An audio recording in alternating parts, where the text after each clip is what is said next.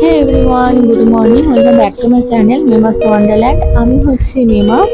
তো আজ হচ্ছে শনিবার, তো আজকে হচ্ছে মনসা পুজো।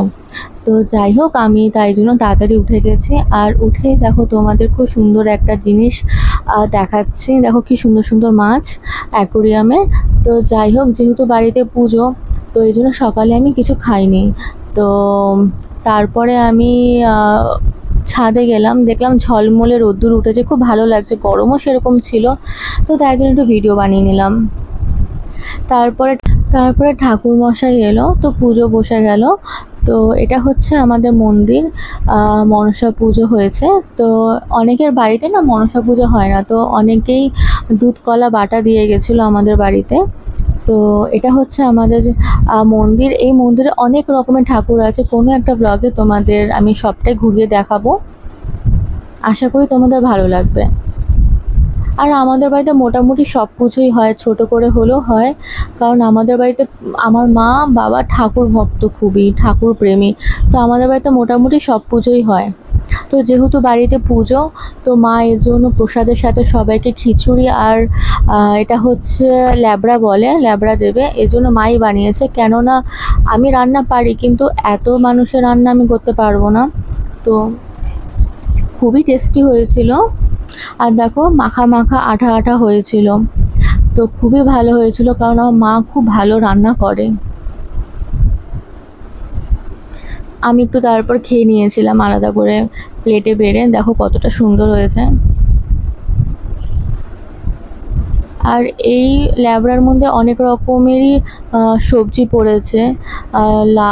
কী বলে, কুমড়ো, আলু, তারপর হচ্ছে শাক, এটা হচ্ছে, তারপরে বেগুনি করা হয়েছিল, পাঁপড়ও ভাজা হয়েছিল। আমি পাঁপড়টা না দেখাতে ভুলে গেছি। তো এই যে মা সবার জন্য প্রসাদ বাড়ছে। আমিও মাকে হেল্প করেছি, কিন্তু প্রত্যেক বছর দিদি অনেকটা হেল্প করে দেয়, তো অনেকটা সুবিধা হয়। যেহেতু দিদির বিয়ে হয়ে গেছে এই বছরই, তো এই জন্য দিদিকে খুব মিস করছি।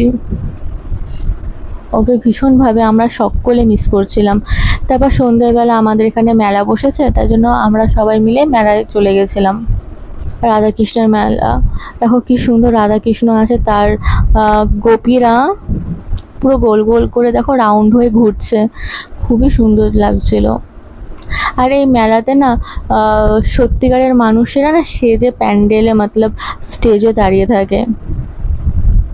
এই যে সেজে গুজে দাঁড়িয়ে আছে। আমার না ভিডিও করতে খুব লজ্জা করছিল, হাসাচ্ছিল, দেখে হাসছিল।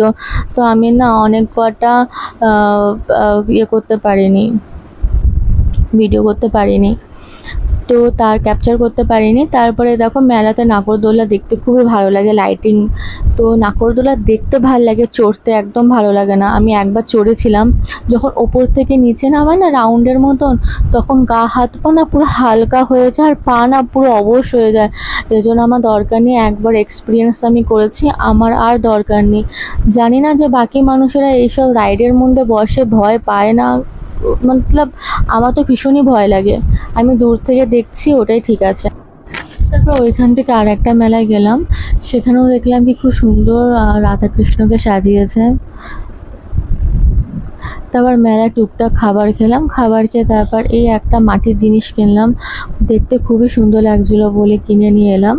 তো ঠিক আছে, আজকের ব্লগটা আমি এখানে এন্ড করছি, কারণ আমি প্রচুর টায়ার্ড। খুব সকালে ঘুম থেকে উঠেছি, উপোস খায় কাজ করেছি, তো এই কারণে।